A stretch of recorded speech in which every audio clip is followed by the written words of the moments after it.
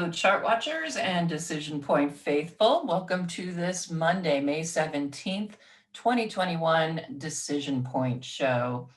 I am Erin Swenlin from DecisionPoint.com. My father, Carl Swenlin, is unable to join us today, but we should have him back next week. Lots to cover, so I'm going to just get right on into it with our agenda. Of course, I'm going to start off with our SPY and indicator review. I'll throw in dollar, gold miners, oil, bonds. We'll look at all of that. I want to cover natural gas because certainly today was a great breakout move, and we need to talk about that a bit more. Climax analysis. I've had a lot of people ask me questions about climax analysis. It's something we do at Decision Point. We write about it in the Decision Point alert. They don't happen, climax days don't happen all the time, but when they do, really important information can be gathered from that. So I'll talk a little bit about climax analysis and how we do that. I'm in the process of putting together a workshop that I can do on climax analysis, as well as a blog article. So stay tuned for that. I'm going to look at the top sectors. We looked at these for Decision Point Diamond subscribers in our Diamond Mine trading room on Friday. I always look and see which sectors look like they're poised to perform well starting out the week, as well as some of the industry groups that look good. So I'll do a little bit of that. And then of course, I'm going to get right on into our diamond of the week. All right, before I get started, I do want to let everybody know that we are running a special currently for our members who read our blogs or who attend our trading rooms or watch the Decision Point show like you are now. Just use the coupon code SAVE50 and you will get 50% off your first month with us at DecisionPoint.com. We'll give you plenty of time to evaluate what we do and decide if it is for you. All right, so let's move on forward. The Decision Point sector scoreboard, everything is on a buy currently. The intermediate term trend model buy signals are generated when the 20-day EMA is above the 50-day EMA, or they're on a silver cross, is what we call a 20-50-day crossover. The long-term trend model, this means that all of the sectors have their 50-day EMA above their 200-day EMA, or they're on a golden cross, if you will. All right, well, let's go ahead and get started and look at some of these charts. I'll start right off with our market review to begin. So let's go ahead and we'll start off with the 5-month candle, which of course we look at really every single day. Right now, what we're looking at, we actually just annotated in this rising wedge formation, which of course we've already gotten the decline off of, and now we're seeing a little bit of a rising trend in the short term. Today, however, of course, we were down about 0.25% on the SPY. Looking at the individual indicators here, though, the PMO is still in decline, okay? So even though we're seeing this short-term move to the upside, this doesn't give us a lot of confidence that this is going to hold or that we're going to see prices continue to rise at this point. We can see here with the VIX that it is currently underneath its EMA on our inverted scale, because high readings are oversold readings. When people get extraordinarily nervous, that's when we start looking for that pivot point in the market. Right now, while it's sitting under the EMA on our inverted scale, that tells you that there is weakness within the market, and we are certainly vulnerable to a lot of up and down volatility at this point. But so far, not really liking the looks of what's going on currently with the markets. Let's go ahead and we're going to look at that climax chart.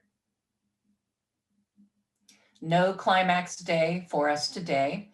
We determine the climaxes based on the net advanced declines, the new highs and new lows. We look also at total volume, and we look at what's going on with the VIX. So as you can see, last week we actually had Tuesday, Wednesday, Thursday, and Friday. All of those were climax days. So the first thing we do when we're doing climax analysis is we look, like I said, are we getting these out of the range readings on net advanced declines? And when we get those readings, if they're to the upside, then we call it an upside climax. And if they're to the downside, it's downside climax. However, we don't stop there. We want to know, is this climax day going to tell us if we have an initiation of a new move, or are we exhausting a current move? It was really a different week last week, having all of these climactic readings, but they really did follow suit as we expected them. So we got the down day. You can see this, the down gap back here on Tuesday, and that had these climactic readings. So we had a downside climax. Well, we didn't have a great deal of decline moving up, moving into that move. So it is a initiation. So this was a downside initiation on Tuesday. Well, then the very next day, of course, we had that really deep decline, more climactic readings to the downside. Well, now we have 2 days of decline, and getting a climax to the downside after some decline tells us that this is going to be an initiation. So, or I'm sorry, an exhaustion of that downside move. So on Wednesday, we had an exhaustion climax, which means the next day we wanted to look for higher prices. Certainly, we did get those higher prices on another climax. We got that upside climax. Since it was the first day of the rally, we looked at it as an initiation climax. So it was an upside initiation. We got the next day, Thursday, we were up. So, or on Friday, we were up. And then we ended up with more climactic readings to the upside. But in this case, we'd already had a nice day moving up. And so more than likely, we looked at this as an exhaustion, an upside exhaustion of that move to the upside. So we were looking for lower prices on Monday, today, which is what we ended up seeing. So climax analysis is very helpful in the very, very short term. It gives you an idea of how stretched out the market is in one direction or another. And like I said, it usually gives us a good hint as to whether we're going to see an upside move or a downside move in the next day or two. So in this case, no climactic moves. We had a down day. We're sitting above the 20-day EMA, which is positive. But like I said, momentum is still moving lower, even as prices started to move higher. So at this point, we're still looking at this as a bearish configuration. But with all of those climactic moves, more than likely what we're going to be looking at is a lot of choppy trading this week and not a whole lot of trend creation, if you will. It's just going to probably be a bit volatile and frothy, as we like to call it. Looking at the short-term indicators, here we are.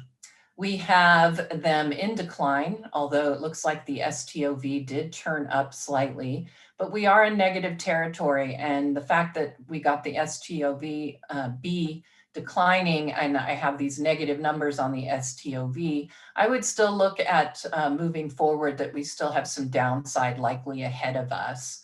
We did see some really nice improvement on the stocks above their 20-day EMA, and we certainly had some improvement on the percent of stocks moving with rising momentum. But still, think about this. We have less than half of the stocks in the S&P 500 with rising momentum. You need to have more than 45% of your index with rising momentum in order to push us to new all-time highs. Right now, we don't have that. Looking at the ITBM and ITVM, as you can see, these are still declining. Well, at least it looks like they were. Maybe not anymore. I'll add that Zoom thumbnail here. There we go. Yep, so we have mixed readings here as well. I would just look at the fact that we are in the declining phase here of these indicators. These are intermediate term. I don't see this as a good thing yet, getting these rises on the ITBM. We really want to see, honestly, the ITBM move much lower and get out of overbought conditions. They're sitting in an overbought right now. And, you know, with the decline in that ITBM, I think we're still in a precarious position. Little quick peek at Bitcoin. Obviously, it's been on the decline. We have the PMO, it is falling, it is below zero. I have not been bullish on Bitcoin in some time. We are sitting on very, very, very important support though here for Bitcoin. Not only at the 200-day EMA, but you can see at that low from back at the end of February, as well as the January top back at the beginning of 2021. This is a very strong area of support. If we lose it, which I suspect we will, given the way the PMO is looking right now, and you can even see down here that volume was starting to pick up on this decline. So I don't see this as a pivot point. If anything, I would be looking for lower prices on Bitcoin. And let's face it, if it loses this support, a lot of people are going to be getting rid of it, or certainly we'll see the value of it continue to decline. The next area of support, if we lose this, is going to be right around that 37,750 area. But you can see it's not particularly strong support because it's lining up on these tops, but they're not cardinal tops or bottoms like we're seeing with this area of support. The dollar. We follow UUP for our signals. It is back to falling here below that gently rising trend that we have had. It's just been a mess here for UUP, a lot of up and down, choppy trading here. But the main thing is to note that every time it's came up against resistance, you can see here it came up resistance and failed, came back, came up to resistance and failed. And then we came back up and couldn't get even close to this area of overhead resistance. We hit the 20-day EMA and that was it. The dollar started heading lower. It doesn't look too good for the dollar. You've got an RSI that's negative here, and the PMO is still declining and in negative territory. So we're looking at $24 at this point for UUP as the next support level. Gold, let's look at GLD. Excellent day for gold, continuing its rise from Thursday and Friday. We're now hitting the top of this rising trend channel. That's good in that we had another day of rising prices for gold, but it could be bad in that we've hit the top of this channel. And so there's a good chance that we're going to see prices fall back down to test support once again at 170. But seeing that we didn't have to go down and test this rising trend line that forms the bottom of that rising trend channel, the fact that gold didn't have to go down and test that level before turning back up, I think is especially bullish here for gold. We're looking for higher prices to continue. And full disclosure, I do own GLD. Gold miners. Well, of course, they had a brilliant day, didn't they? Especially with gold rising the way it did. But now it's pushed us out of the top of this rising trend channel. That looks like a bit more acceleration than can be held on to. But we do see that this area of resistance at $39 did get broken today. And so that is definitely a positive. You can see the PMO is bottomed above its signal line, which is positive. We are seeing overbought readings now, though, on the RSI for gold miners. But I really like what's going on under the surface here. We have a lot of participation happening. You can see that GCI is rising. The Silver Cross is continuing to rise, albeit in a little bit of overbought territory. BPI is rising. Everything's looking good here for gold miners. I would just say the caution is the fact that we might be starting to get some overbought participation going on here. We don't have the updates. This was as of Friday as far as participation, but that should be updating at the end of the day. Those of you who are DecisionPoint Alert subscribers, you'll of course get the up-to-date information in tonight's DecisionPoint Alert. All right, oil. Man, it's just, with gas prices rising and everything, I really would have expected oil to really broken out at this point, but it's still very choppy and volatile. But ultimately, we're hanging on to support at that 20-day EMA. And in fact, also now above this area of support and overhead resistance. We're now above that area of overhead resistance. RSI is positive, PMO is rising. I don't see anything here to make me bearish on crude oil, which means that the energy sector is likely to continue to roll. TLT.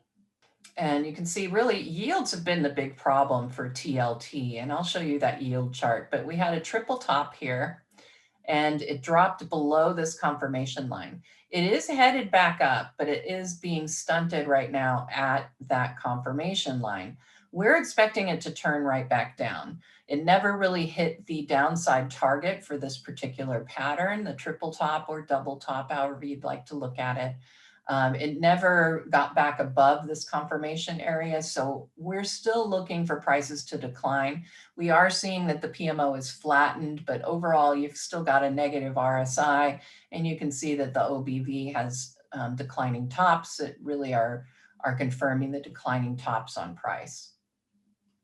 If we go ahead though and look quickly at the yield chart, let's see where I have that. It is yield array, there we are. So we've, of course, we watched yields very closely. This is, of course, has not been updated since Friday. So I'm looking at what's going on as of Friday. But you can see that we had this support at those April lows, and it came down. It looked like we might break that support level, but yields turned right back around. So they are in a rising trend at this point. Given that TLT fell slightly, I'm assuming that rates ended up turning up just our yields. We started to see a little bit of a rise in them today, but based on what we're seeing here, yields are back into a rising environment here, and we expect to still see them moving up at this point this week, which would put pressure on TLT. All right, so that covers the main information that we were going to talk about. I'm going to just elaborate just a little bit more on Climax analysis. So remember, we looked at the short-term Climax chart, and we look at net AD to determine if we have a climactic day, if it hits these thresholds, comes out above these thresholds. We haven't seen that really happen since back here in late February, March, where we saw the readings on the net AD volume actually hit outside of the range. But if we see really high numbers outside of the range on net AD, and we see higher readings, maybe not climactic readings on net AD volume, that still counts to us for a climax day. One of the ways that we do confirm whether we have a climax is we look at the volume ratios. And these are very telltale, if you will. What we look for are, moves above 3. That tells you that you have a climax. So we know that on Friday, when we had those very high readings to the upside, that we certainly were getting confirmation from the up-down volume ratio on the NYSE. But if you looked also at the S&P volume ratios, you can also see that on Friday we had some confirmation here on those ratios. This is the ratios for today, right there, but this was Friday. And typically, as you can see, when we get these climactic moves on our indicators, and in this case, the volume ratios, they do tend to arrive when they tend to arrive at pivot points. Typically, like I said, that's why we have to determine whether we have an exhaustion or an initiation climax. And like I said, one of the easiest ways to figure that out is to look at what the trend was the day or two before. If it's already been in a decline and you have downside climactic readings, more than likely that's an exhaustion climax. If perchance you have those low climactic downside readings, and you get those to the downside, but it's happened after you've had some of a decline, then again, that would be an exhaustion of that downside move more than likely. So hopefully this is clearing up a little bit on Climax analysis so that you have a little better idea what that's all about. All right, so now I'm going to go and take a look at UNG. All right. So last week when I was talking to you about UNG, I was discussing the fact that we really had hit this overhead resistance level and price was consolidating, hadn't made a decision. So that told us that we were in, in a position that if we held UNG, I do hold UNG, if you had that and you started to see this consolidation, that we needed to tighten stops and be ready just in case it lost that support level, because that could have been all that we were going to get out of UNG. Well, fortunately, we got a big gap up. It broke above this area of overhead resistance, which is very important. Not only did it line up with a bunch of lows and a bunch of tops back here, it also aligned with the 200-day EMA. So we got this really lovely gap up breakout move for UNG. Now, I would expect, given the RSI is now overbought, that we will probably see a pullback toward this breakout point. So you probably will get an entry on UNG a little bit later this week, possibly tomorrow or the next day, because I am expecting to see that pullback. This could very well be an island reversal. I don't think we're going to get a big gap down to land us back in here, but I do think that we are vulnerable to a pullback, but that is going to work in your favor if you're not in UNG yet, to keep an eye out, because upside potential now is pretty good. 1150 is going to be a little bit of difficulty for it as far as overhead resistance in the short term. But once we finish getting to that level of overhead resistance, let's see what our upside potential now becomes. Well, we have a flag for one thing. So we can use the measurement of this flagpole to determine our upside target. And that would put us, calculated that this morning in my trading room, to be about $13 right over here at this area of overhead resistance. So my what I'm looking at is another 15 to 16% gain on UNG, but you may want to, like I said, for your entry, you might want to wait until you get a pullback toward that 200-day EMA.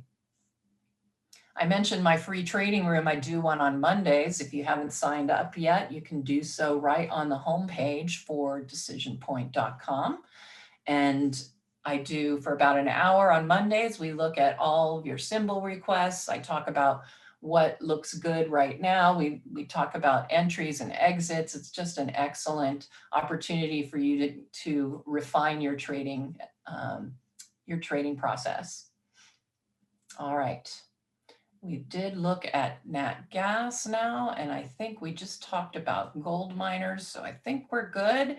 Might be time now to start looking at the sectors for this week. Now, I did hear a lot of discussion about real estate sector, turning it on for this week, just because of that it's a seller's market, that, right now we're seeing rising prices on homes as the exodus continues out of certain states to others, out of urban areas to suburbs. So there's been discussion that real estate is going to be one of those sectors to watch. I had gone in this week with energy, materials, and financials, particularly financials, as our sector to watch. The reason being is I basically come in here and look at the 1 week production, if you will, of what the sectors have been doing. I noted that these three were on the top, and then I went into our sector list so we could see what's actually happening with these sectors. This sector list is available on DecisionPoint.com to all of our subscribers. Carl keeps it up to date. So with its annotations. So highly recommend you check that out. Again, if you use that coupon code SAVE50, you can get 50% off your first month. So energy, let's go to energy. Energy still looks pretty good. I still think we're going to get some more upside movement. This is why I picked it as one of the sectors to watch going into this week, is the fact that the PMO has started to accelerate upward. We have really good participation going on underneath the surface here. My only concern is that we are overbought. as far as the silver cross, the golden cross, and as you can see, the percent of stocks above their 50-day EMAs. But I'm okay with that. You can see that back here, all the way across, we were able to hold these overbought conditions. Financials is really where I wanted to concentrate going into this week. Reason being, we had this PMO turning up above the signal line for the PMO, and we also have very good participation going on under the surface. Not really thrilled to see this decline right now in the silver cross. And then materials was the other area that we're looking at. Here you go. And same idea, turning up above the signal line for the PMO, and very nice. The participation is really good right now from the materials sector. So I do like those. But it is time now for me to get into my diamond of the week. I really had trouble today, guys. I was doing all of my scans before the program. I just really wasn't finding anything I liked. So I thought I would go back in here and look at one of my diamonds from last week that I think still has some potential here to move higher. And that is Vodafone. It is in comm services, so it's not in one of the top sectors that I mentioned, but honestly, the chart looks pretty good right now. We had the pullback after the breakout, which is when I presented this one, which was on Thursday. And since then it is up, well, about 1.5% since we picked it. But as you can see, there's, you can set a pretty reasonable stop here. And I like the way that we're getting this upside movement after that pullback. We are seeing that the RSI is getting a little on the overbought side, but notice the PMO is picking up speed. It is not at all overbought, so you have to like that. And then notice also the performance. So one of the things that I like to do is check not only how the industry group is doing against the S&P, but also how's that stock doing against the S&P? And how is that stock doing against its industry group? Because I want to find an industry group that's doing well. And in this case, we see that the mobile services, telecommunications is doing well. We're getting a nice performance against the S&P. And we also see that we've got Vodafone here, VOD, performing excellently against its industry group. So we know that we have not only a powerful sector, a powerful industry group, but we also know that we have a top performer within that industry group. And look at how it's performing against the S&P. It's still performing very well relatively. And you can see we're getting a lot of volume starting to come in here on this move to the upside. I would expect that we will see a breakout to the upside. If we're determining what we want to do as far as our upside targets, this is another reason why you wanted to see this chart. You can see that this is a very important area of what was overhead resistance. It lines up with this low, somewhat over here with that low, but really right through here, you can see these tops. And we've gotten the breakout on Vodafone. So really, where is our next level of overhead resistance? Where can we set an upside target? Well, the next level would probably be about here, and that's going to be an 11% gain. But I would suspect that if with this breakout that we will get up here to test some overhead resistance up here, and that's going to be more of a 25 to 30% gain. So you would basically, if you got in this one, you would watch and see what happens when it hits 2250, an 11% gain, like I said, from where it is right now, and move from there. That's all I've got for you guys. I want to wish you a happy trading and good luck this week. Hey guys, Dave Keller here with StockCharts.com. Thanks so much for watching our video. If you enjoyed it, and we hope you did, hit the like button right below. Also, we have so much new content every day. Consider subscribing to the channel. Just hit the subscribe button in the video or right below. Thanks for watching. Stay safe. Have a fantastic day.